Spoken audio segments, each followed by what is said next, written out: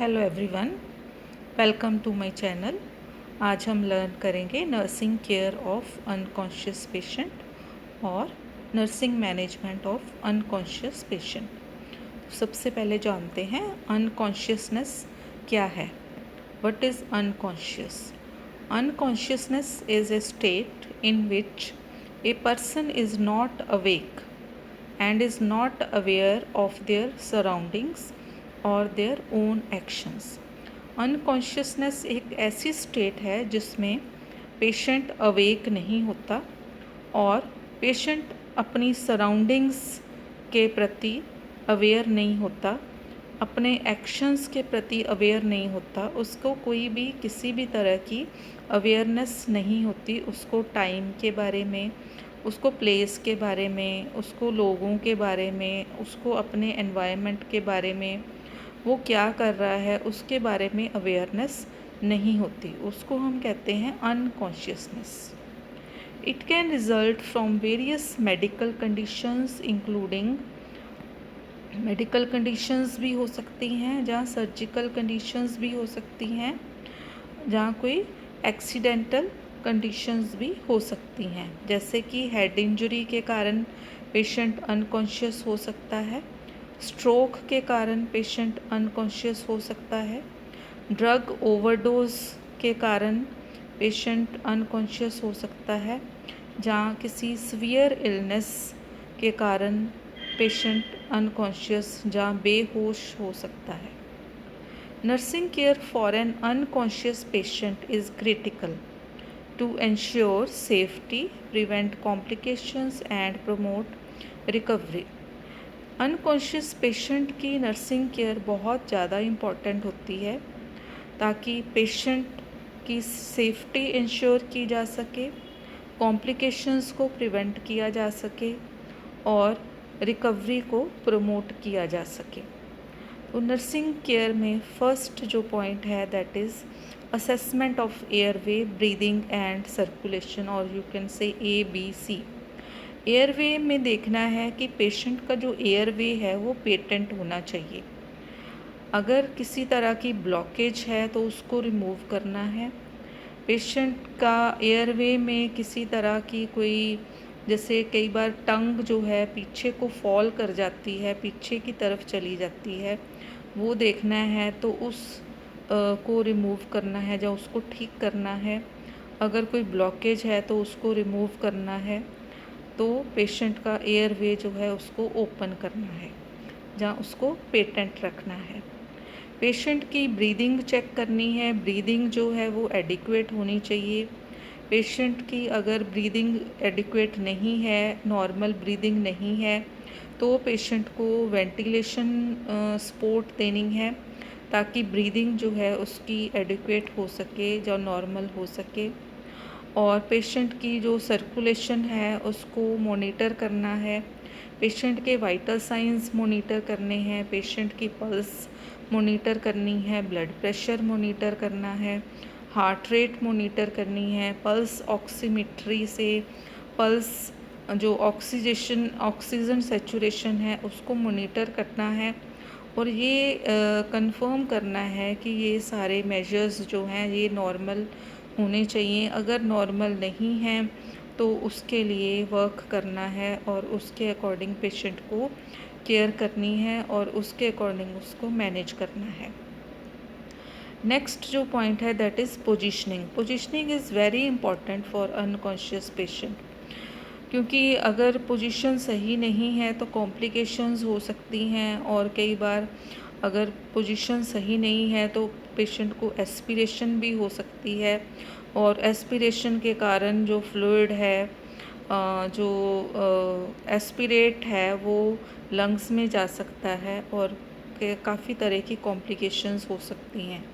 तो पेशेंट को recovery position में, जिसको हम कहते हैं साइड लाइंग पोजीशन, अगर पॉसिबल है तो साइड लाइंग पोजीशन में पेशेंट को रखना है ताकि जो एस्पिरेशन है उसको प्रिवेंट किया जा सके, और हेड को ऐसे पोजीशन करना है ताकि पेशेंट का जो एयरवे है वो ओपन रहे, या पेशेंट का जो एयरवे है वो पेटेंट रहे।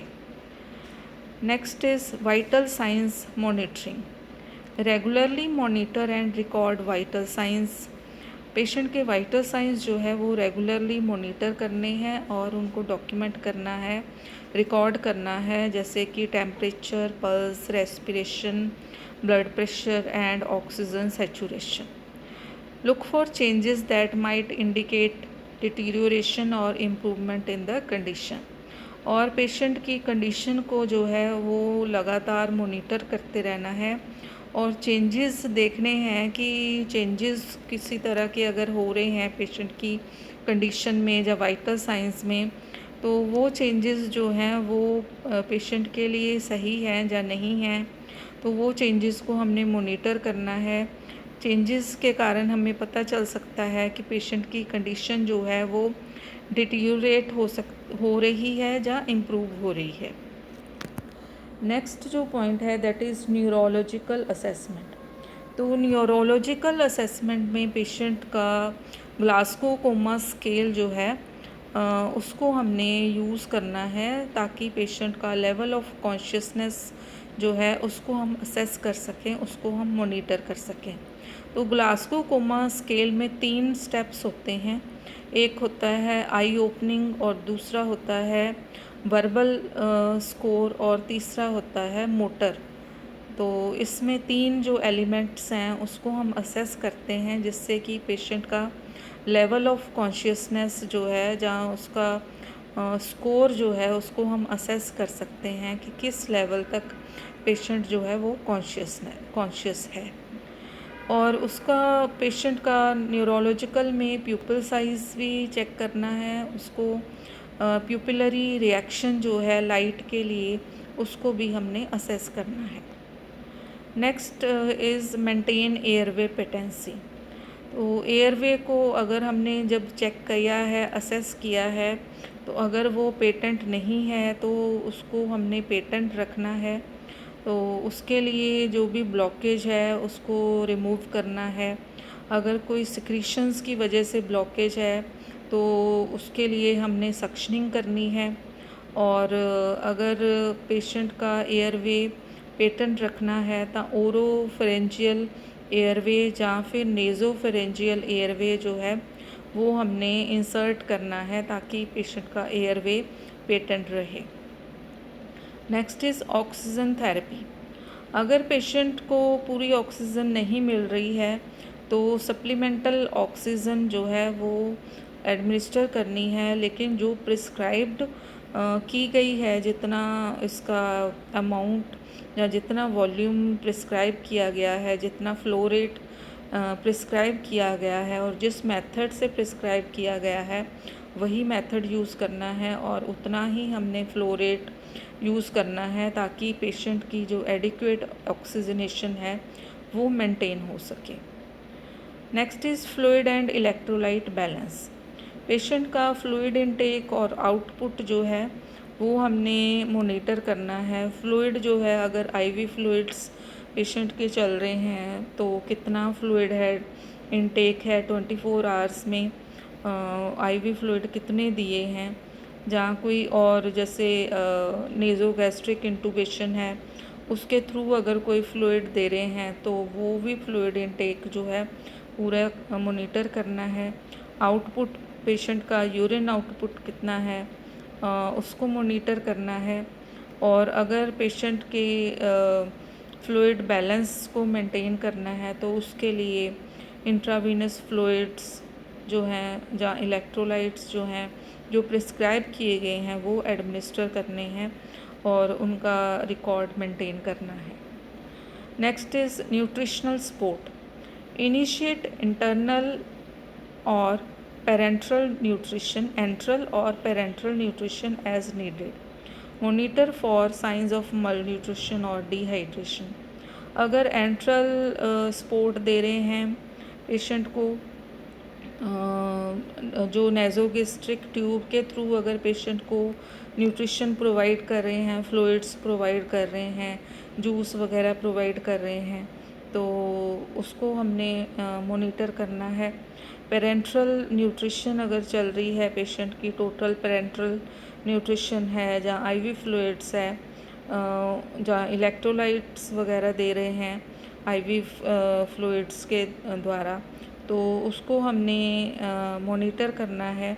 अगर पेशेंट को मल न्यूट्रिशन के साइंस हैं या डिहाइड्रेशन के साइंस हैं और उसकी क्या स्टेज है, तो उसको भी हमने मॉनिटर करना है और उसके अकॉर्डिंग उसकी मैनेजमेंट करनी है।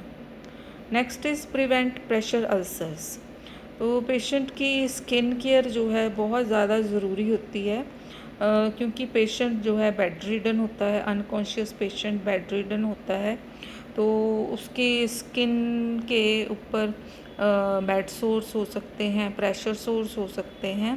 तो प्रेशर सोर्स को प्रिवेंट करने के लिए पेशेंट की पोजीशन जो है वो रेगुलरली, जहाँ 2 घंटे के बाद, हर 2 घंटे के बाद पेशेंट की पोजीशन चेंज करनी है, और इसके लिए किसी की हेल्प ले सकते हैं।